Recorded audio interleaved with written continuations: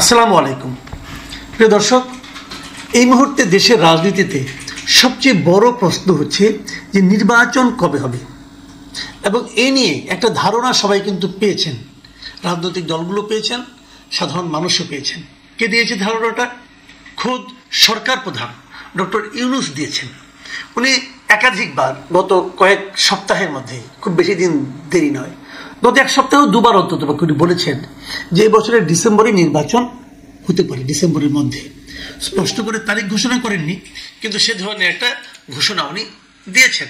এবং নির্বাচন কমিশনকে আমরা দেখেছি, তারাও বলেছেন যে ডিসেম্বরে নির্বাচন হবে, এটা মাথায় রেখেই তারা সব ধরনের প্রস্তুতি নিচ্ছেন। এ পর্যন্ত আমরা সবাই জানি, কিন্তু এর মাঝে আজকে একটা নতুন খবর আমরা দেখতে পেলাম।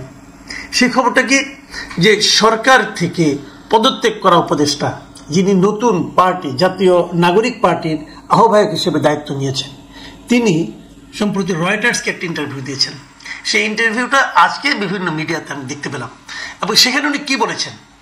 তিনি বলেছেন যে অন্তর্বর্তীকালীন সরকার এখনো জনগণের নিরাপত্তা পুরোপুরি নিশ্চিত করতে পারেনি, দেশ এখনো অস্থিতিশীল, তাই এবছর নির্বাচন অনুষ্ঠান কঠিন হবে।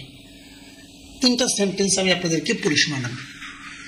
এই তিনটা সেন্টেন্স নিয়ে আমি কথা বলবো আজকে। আসলে সেটা হলো, উনি প্রথমত বলেছেন এই অন্তর্বর্তীকালীন সরকার এখনো জনগণের নিরাপত্তা পুরোপুরি নিশ্চিত করতে পারেনি। কেন পারেনি? এই প্রশ্নটা আমি করতে চাই।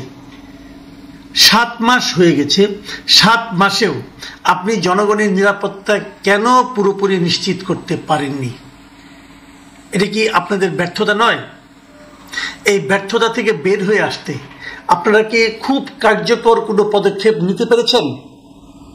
আপনি যদি ঘরের মধ্যে ঘুমিয়ে থাকেন আর বলেন যে কিছু তো হলো না, কেন হলো না, এর জন্য কে দায়ী, তাহলে তুমি ফল আসবে না। আপনাকে তো জাগতে হবে, আপনাকে তো হাঁটতে হবে, আপনাকে তো জনগণের কাছে যেতে হবে, আপনাকে জানতে হবে নিরাপত্তা নিশ্চিত করার দায়িত্ব কাদের, তারা কেন দায়িত্ব পালন করছে না, কারণটা জেনে তার প্রতিকার করতে হবে। তার কোনটা আপনি করেছেন? আপনি মানুষের জীবনের নিরাপত্তার চেয়ে বড় আর কি থাকতে পারে? আপনি সেই নিরাপত্তাই নিশ্চিত করতে পারছেন না বলে আপনাদের সঙ্গে এতদিন থাকা ব্যক্তি আজকে ডিক্লেয়ার করছেন। আপনারা স্বীকার করছেন না, কিন্তু উনি স্বীকার করে দিয়েছেন। সরকারের জন্য এর চেয়ে বড় ব্যর্থতার প্রমাণ আর কি থাকতে পারে? দ্বিতীয় বাক্যে উনি বলেছেন যে দেশ এখনো অস্থিতিশীল। 7 মাস পরেও বলে দেশ এখনো অস্থিতিশীল। আর তৃতীয় বাক্যটা, তাই এবছর জাতীয় নির্বাচন অনুষ্ঠান কঠিন হবে।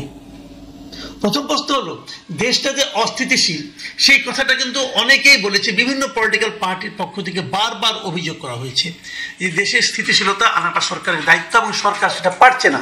কেন পারছে না সেগুলো চোখে আঙুল দিয়ে দেখিয়ে দেওয়া হয়েছে। আমি নিজেও অনেক কিছু বলেছি, অনেক কিছু দেখিয়ে দিয়েছি। আমার আলাপ বাদ দেন, আমি একটা ক্ষুদ্র মানুষ, আমার কথা বাদ। বিভিন্ন পলিটিক্যাল পার্টিগুলো বল দিয়েছে, আপনারা সেই পথে যাননি কেন? গেলে আপনাদের মান সম্মান যাইতো। আজকে তো আপনাদেরই লোকই বলতেছে দেশ অস্থিতিশীল।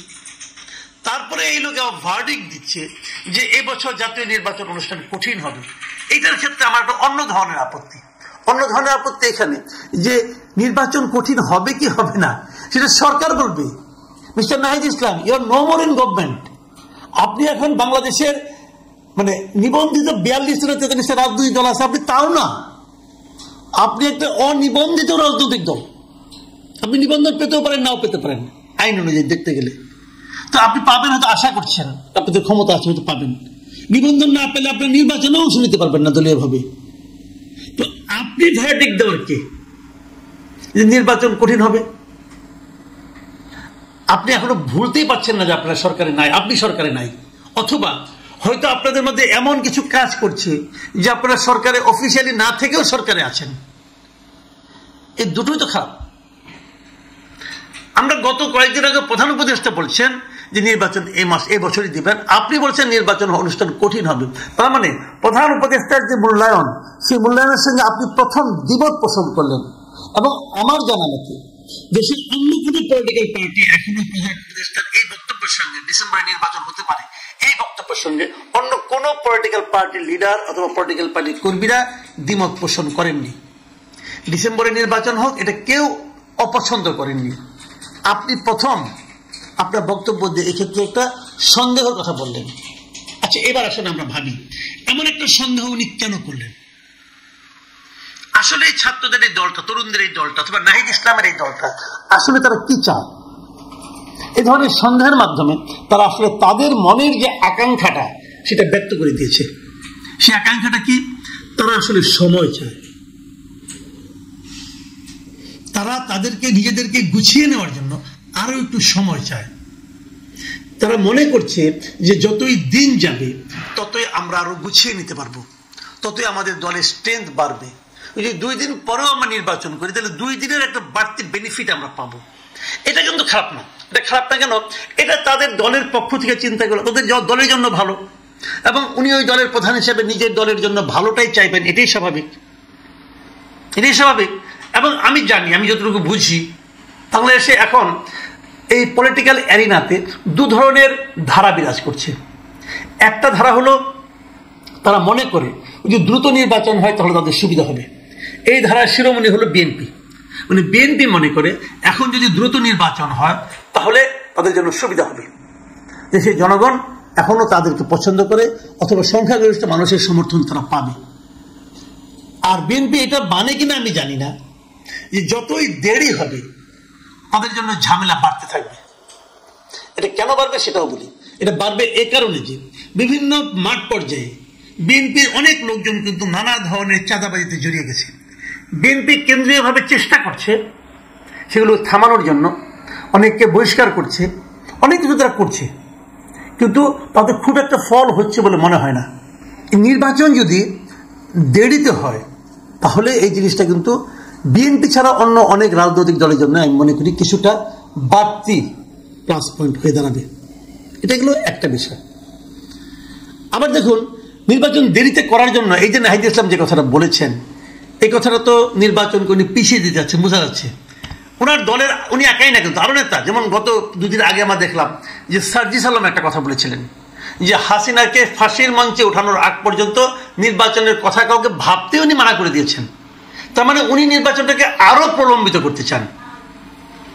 ওনারা তো বিরোধী দলে আছেন, ওনারা তো মাঠে আছেন, ওনারা কেন এখন নির্বাচনটাকে প্রলম্বিত করতে চান? এই প্রশ্নটা কিন্তু অনেক উঠবে। এই কারণেই ওনারা চান যে যত দেরি হবে তত ওনাদের পক্ষে মাঠ গুছিয়ে নেওয়াটা সহজ হবে, সেই দিকে তারা যেতে যাচ্ছেন। এখন শেষ পর্যন্ত কি হবে? আগামী সময়ে জাতীয় ঐক্যমত্য কমিশন যেটা হয়েছে এবং এটা ইস্যু করে এবং অন্যান্য ইস্যুতে সরকারের সঙ্গে নিশ্চয়ই বিরোধী দলগুলো বসবেন, সেখানে ওনারাও একটা দল হিসেবে বসবেন। বসার পর ওনারাও বলবেন নির্বাচনটাকে পিছিয়ে দেওয়া হোক, আর অন্যরাও বলবেন নির্বাচনটা ডিসেম্বরে করা হোক। সরকার কোন দিকে যাবে? সরকার